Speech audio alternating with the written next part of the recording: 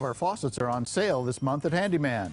Bath and kitchen, tub and shower, in chrome brushed and the new black finish. Choose from hundreds of faucets, in stock and all on sale. To help remodel your home, Handyman.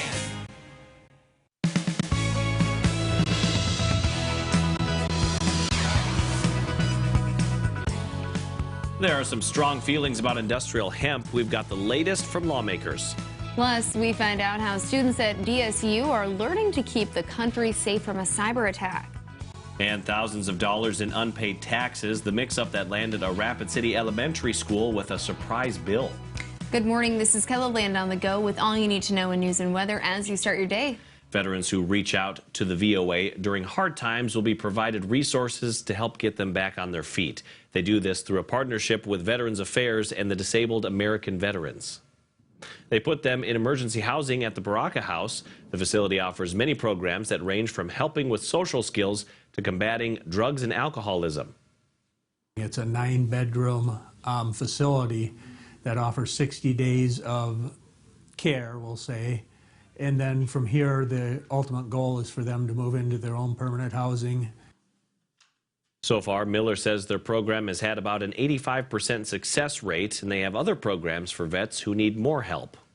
Well, let's turn now and send it over to meteorologist Scott Mudd for a check on your weekend forecast. Scott? All right, good morning, you two. Good morning, KELOLAND. We're starting with light snow this morning across western parts of central and eastern, northeastern South Dakota. And I say light snow, we may get an inch or two of accumulation out of this, but be prepared for very slippery conditions with it.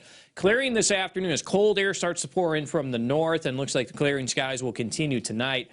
That will eventually lead to overnight lows falling below zero for much of central and eastern South Dakota, approaching 20 below tonight in Aberdeen. Slowly warming for Sunday and Monday, and then another blast of cold air comes in next week. More details on the KELOLAND Live Doppler forecast with Brian Karstens coming up.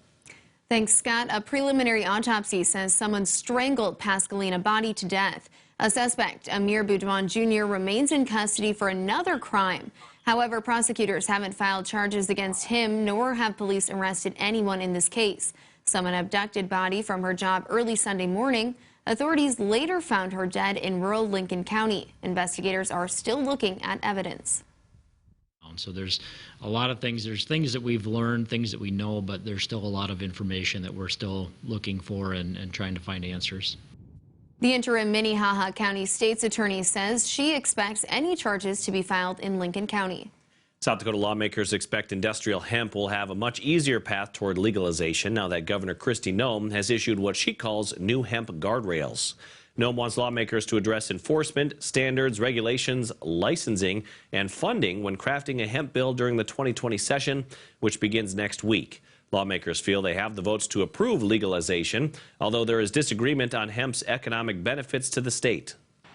I think the CBD oil product can be great. I think there's a lot of useful purposes. I'm just not sure we're going to see a lot of farmers jump on the bandwagon and grow it. But there's going to be some things to iron out to get it across the finish line, but I know that there's broad bipartisan support.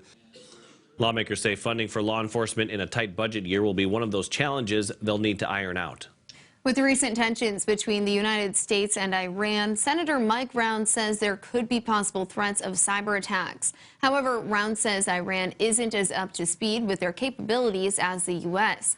Kyle Cronin, an assistant professor of cyber operations at Dakota State University, says cyber attacks could have impacts on economics, politics, and even daily lives. There's a lot of things we don't necessarily think about being vulnerable from a cyber front. So if we talk about the power grid or even a water treatment plant, these systems are now all electronically controlled.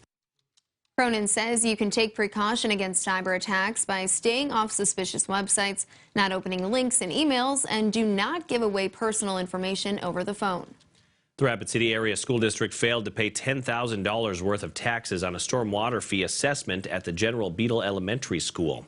A group called Citizens for Liberty recently informed the school board they have 60 days to pay the amount. The district paid it the very next day. We have put in some internal controls in place so that if we, for some reason, don't receive another bill from the county at this time next year, we will know that we need to pay it. The Rapid City School District and the Pennington County Treasurer are teaming up to make sure that all of their property addresses are up to date. Brian? All right, forecast as we look upon the maps today. Well, we've got a forecast of a nuisance snow. You can see numbers here, 1 to 2 inches, maybe a little more in the Black Hills, but for the most part, I don't think we're going to see anything really significant, but still drive with care. That coating of dry, fluffy snow, it can provide some slippery spots. And here's our timeline, that patch of snow. Again, for central and western South Dakota, we've had the enhancement through Aberdeen and also here on this morning, and the whole works is moving to the southeast, so Sioux Falls will pick up some of that too. And then the maps here by this evening begin to wind down, and everything cools off tonight. In fact, 19 below zero in Aberdeen tomorrow morning. That's going to feel cold, and you don't have to put any wind behind that just to feel cold. Obviously, with that start, it's going to be kind of a struggle on temperatures tomorrow. We're hoping to get above zero in the far northeast. Rapid City will do a lot better. And then keep in mind on your weekend, Sunday, there is another push of some moisture in the southeast. We may have some pockets of light snow. We'll continue to update that portion of the forecast as well.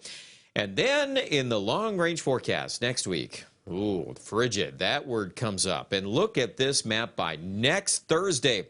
Well, we're debating just how cold this is going to get. We've got a couple numbers stacked up there. Now, notice how Sioux Falls, this is by Thursday morning of next week, and those are projected low temperatures. And I don't think either one of them are good.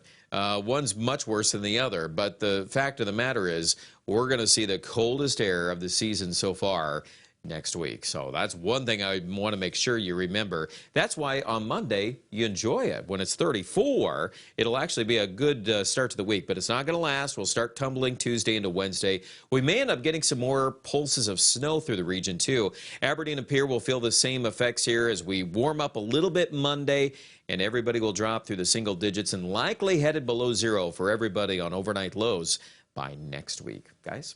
Thanks, Brian, and thanks for joining us for KELOLAND on the Go. Be sure to join us on air for midday in KELOLAND. Until then, you can get up to the minute developments right here on KELOLAND.com. Now go have a great day.